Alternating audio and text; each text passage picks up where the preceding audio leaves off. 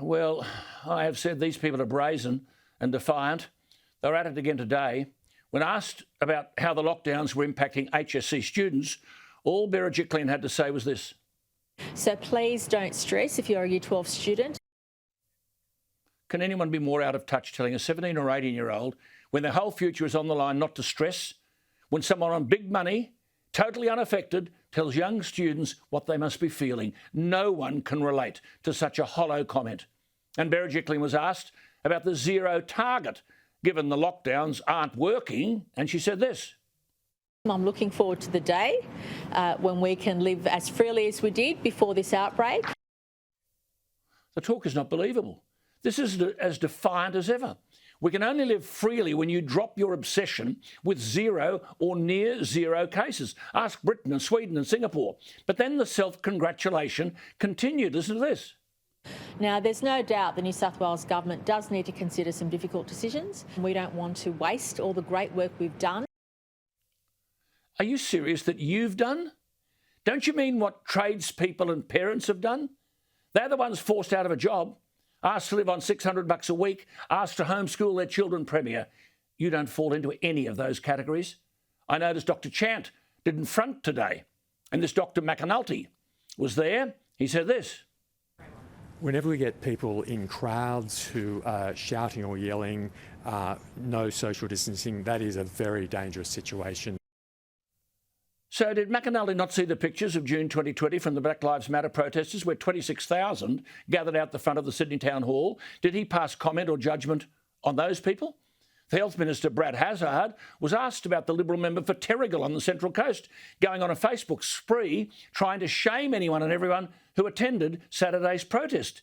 This is how you treat your constituents, isn't it? Brad Hazzard was asked about those who may have left the Central Coast to attend the protest, and he said this. What I would say more broadly to people who think it's all right to protest smack bang in the middle of a 1 in 100 year pandemic, you are letting yourselves down, but my heavens, you're letting the community down big time. Just back off and let us do our job. Strong words, eh?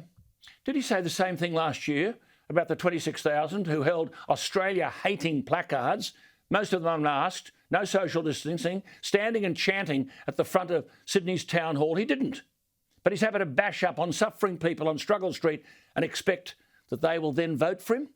And the Premier was asked about the real difficulties facing by working from home parents having to homeschool their children. This is a massive issue. Cop this for an answer. But as we've said, the health advice is that as difficult as it is, it's at this stage. Yes or no? At this stage, it's safer. As we've said, it's safer for parents to keep their children at home at this stage. Safer, eh? Does she not understand? This is a nightmare. The government has lost control, telling us that vaccinations were the key to living with the Delta strain. But then she said this. We are not awash. We are not awash with all types of vaccine. So can everyone vaccinate or not?